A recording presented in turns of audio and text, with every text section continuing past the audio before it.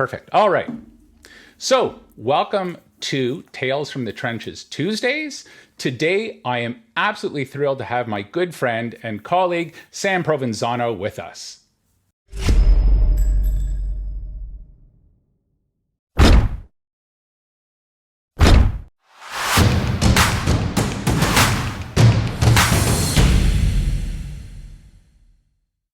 Sam graduated from Indiana University in 2007 with a bachelor's degree in broadcast journalism and sociology.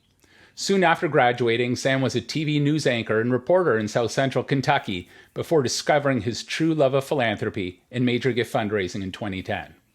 Sam started his career in development in St. Jude's Research Hospital and since then has worked for various nonprofits and universities such as the Alzheimer's Association, DePaul University, Haymarket Center, and the University of the Incarnate World. Currently, Sam is Director of Major Gifts at the University of Texas, supporting the Moody College of Communication. Sam has raised millions in philanthropic support throughout his career and takes great pride in being a versatile, tenacious, and charismatic development officer. When he's not on the road visiting with donors and prospects, you can find him working out, playing tennis, and just enjoying time with family and friends. So welcome, Sam. Philanthropy is changing, just as our society is changing. You know, in Canada, it's a little bit different than the States, and in Texas, it's a little bit different than the rest of the states, right? So you're in the wild, wild west down there. I was fortunate to spend some of my time in Texas probably 30 years ago when I was living in Denver. I used to go quite often to Texas. It's a different world, right? Different characters, different set of values that are there. Yeah. So how do you think that folks are seeing all this change in the world that's going on, and folks are really thinking about diversity, inclusion, equity, and not equity just as in dollars and cents, but equity as in representation. So, so many organizations that I know tend to be they're okay on gender balanced, but they tend to be the fairly white group that's there, and don't have a whole lot of diversity to it. So can you speak to that a little? Yeah, I've done a little research on that. I've spoken to a lot of counterparts, other fundraisers, people of color, and, there is a shift I think the Trayvon Martin, George Floyd kind of opened a lot of people's eyes. And I also think that, I remember when that happened, I think I was at DePaul, and there was an email sent, I think, from the president, just kind of trying to just show support for that community that they felt so alone. I had so many friends, my Black counterparts, that were just devastated. And for the first time in my life, I saw it, and it was just so disturbing and scary. And I think, obviously, after that, you started seeing a lot of nonprofit organizations and institutions hiring people of color, but they're not necessarily at the top of they're not the executive directors. They're not, they don't really have the power that they should maybe have, right, or the leadership level. But I think 20 organizations over the last year or two, the United Way, Big Brothers, Big Sisters, have started to bring in leadership, Black leadership, Latino leadership. So I think that's really good. But I still think that, a lot of our fundraisers, I have spoke to someone yesterday because I knew I was coming on this, and, they're in Texas, and they're, a Black fundraiser, a Black man, and they go into this small town, and they don't fit in. It's a very uncomfortable situation for them, and they don't feel, it's scary for them. And as a gay man, I understand some of that. But right away, it's like there can be a big disconnect, and right, I think sometimes they're at a disadvantage, and some of them are being used to, hey, this donor is Black, you're Black, go visit with them. And that's just, I don't think that's the right way to go about things. The fact that, systematic racism has impacted the ability for, Black Americans or minorities to build wealth, right? So that's another thing that, we have to recognize. We can't just, put it to the side.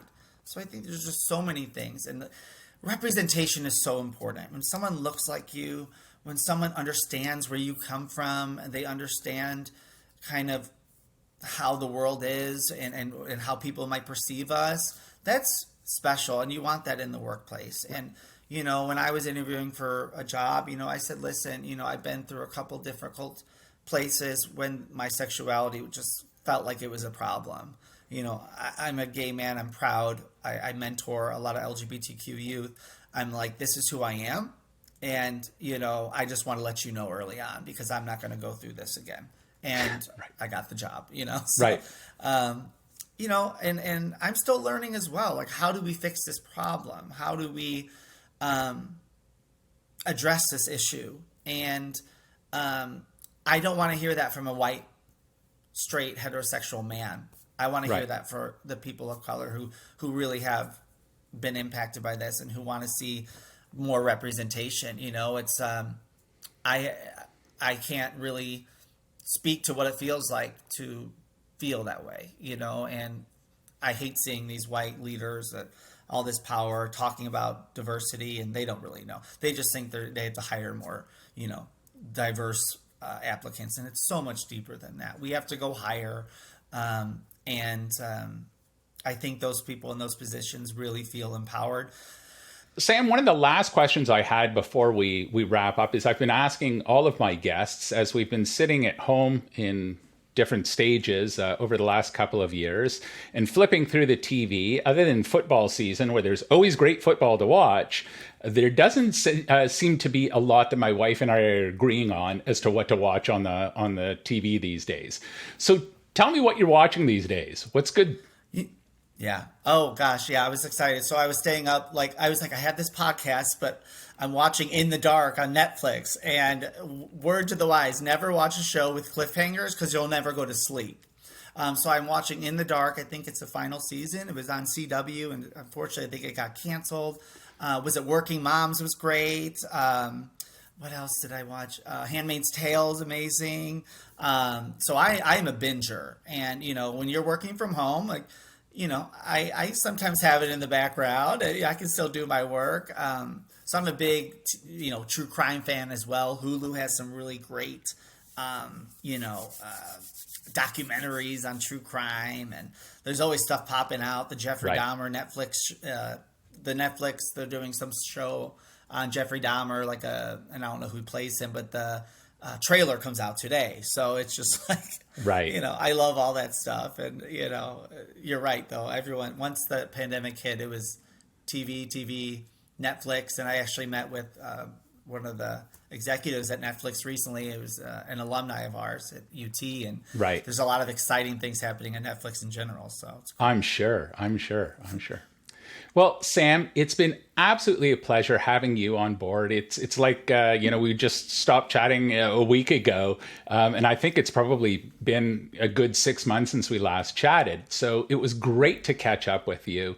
I'm so happy to count you amongst some of my closer colleagues in the fundraising world, and wish you nothing but success at UT.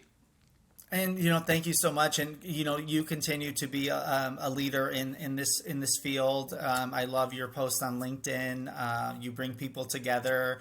You make us think. I think this podcast was definitely one of the best ones I've ever been on. So I appreciate you asking the questions, and I hope I was able to give you a little insight. Yeah. So Sam, if folks wanted to get hold of you, how would they go about doing that? Oh gosh, please go on LinkedIn. I'm always on LinkedIn. I'm not posting as much content as I used to, but I'm on LinkedIn. I'm always there. I'm on Instagram. I don't mind following or getting followers from Instagram either. And I'm always there to ask questions. I don't know all the answers, but I love, what I do, and I love to help people, whether it's with the job itself as a fundraiser and strategies, or just someone that wants to get into this world of philanthropy. I'm always there. So please do follow me, message me. So Super. Thanks, Sam. thank you. Hi, folks. Don't forget to hit the subscribe button right here.